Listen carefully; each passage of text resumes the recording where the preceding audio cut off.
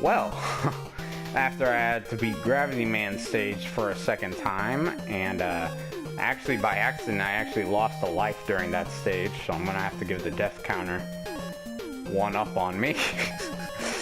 Ah, god damn, it was really dumb too. I freaking I don't know, I just forgot to press jump. I like just kept going, and there was a pit there, and I was like, I wasn't really paying it that much attention. I was just trying to beat it as fast as I could, and then I saw the pit. I'm like, wait, jump, and then I fell right into that pit. It was pretty embarrassing, but yeah, it's probably going to be my one death in Mega Man 5, I swear. That's it. It's only going to be that. That's it. This game is very easy. I say that, but man, nah, I bet I'm going to start dying a lot in Mega Man 5. The one time when I want to record it, I'm going to be dying again and again. Just wait until we get to the final stages of the game. Anyway,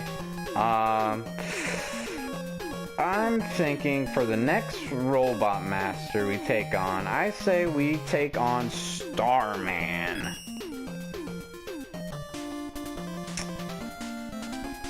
And Starman is a guy with a star on his head and a star-shaped body.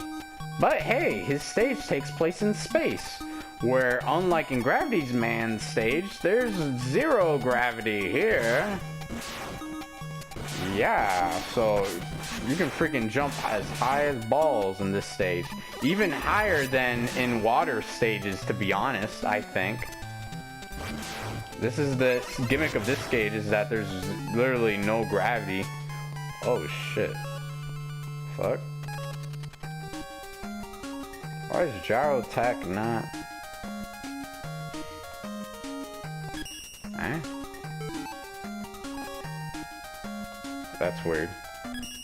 What the hell? Is it because I replayed the Gravity Man stage? Huh. That is weird. Usually they refill all the way. Wow, that's the first time I've ever seen this. I usually don't replay Robot Master stages unless I really have to, but usually they should be all the way filled up every time you start a new stage, am I right? Or... huh. Weird. Oh, whatever. To be honest, in Mega Man 5, it's very easy that you can really beat most of these stages with just spamming the charged Mega Buster, but after a while that gets really boring, so... usually I just try to use the Robot Master weapons. Like Gyro Attack for these guys would be freaking useful as hell, because it kills these guys in one hit. And also with the zero gravity, Gyro Attack would be very useful. In fact, let me show you. Look at that.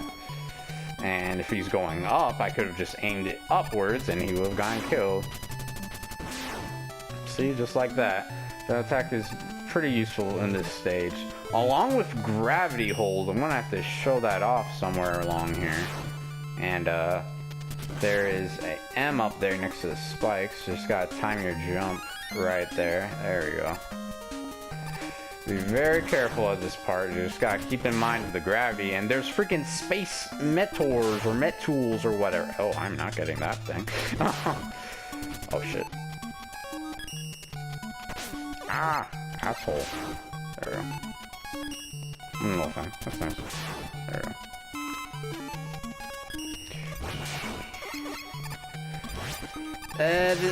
This stage is in general, it's good, but the music for this stage, I really don't like this theme. Like, this just sounds to me. Again, I don't know. A lot of Mega Man 5's music is kind of a half bag. Some of it's really good, some of it's kind of especially with this stage, I don't know. Maybe there's better remixes out there for this theme, like Gravity Man's, but I don't know. Anyway. Shoot these guys before I can even go over there. And look at that, the freaking charged Mega Buster is so broken, it can even hit those turrets before they even freaking pop out of the ground, man. I don't even need to use the Napalm Bomb at times, although the Napalm Bomb is very powerful, and I can spam. Ooh, Gravity Hold. There we go. I used Gravity Hold a little while ago to take out those missiles there in that one room. and it is very useful against air-based enemies, I should say. So use it a lot. Oh, shit.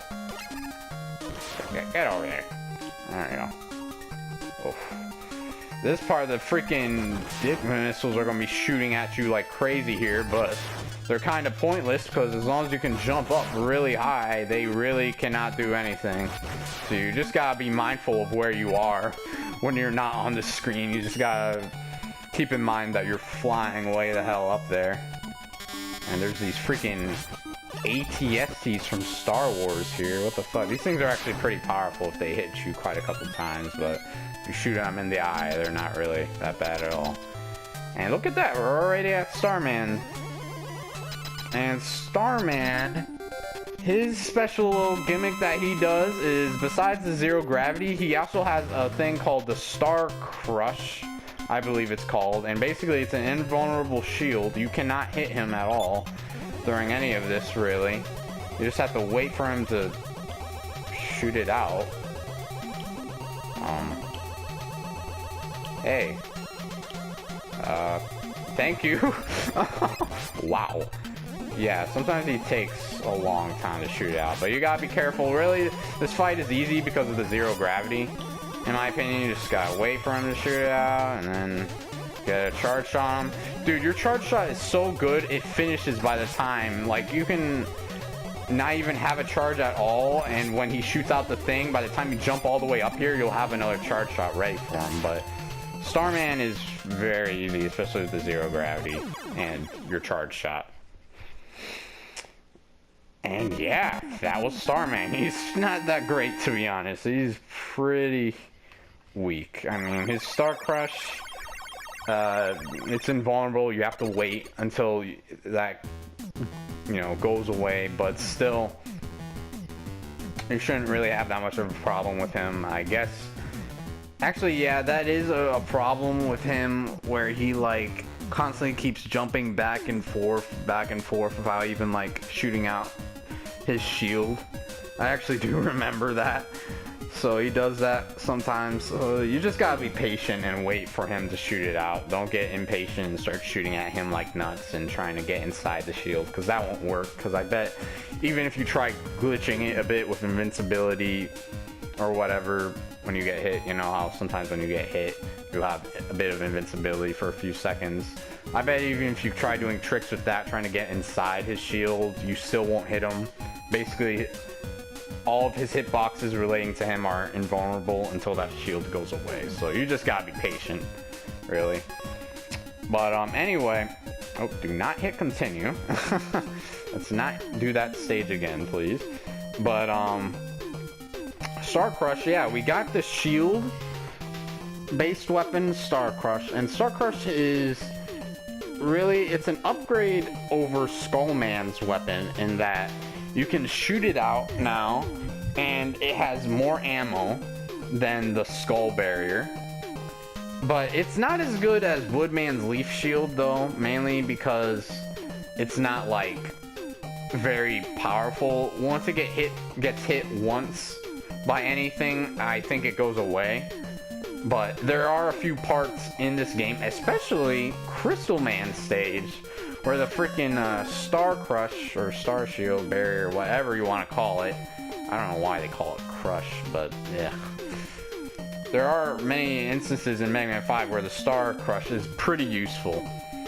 So I'll show you guys there in places that's pretty useful. But we also got the Super Arrow, and unlike in Mega Man 4 where there are like hidden abilities in certain places in some of the Robot Master stages, in Mega Man 4 it doesn't really have any of that. I mean, there's that one thing with, if you find all of the letters, you'll get an ability once you get all of those in all the Robot Master stages. But there's really no hidden secrets in Mega Man 5, which I guess is what some people complain a lot about.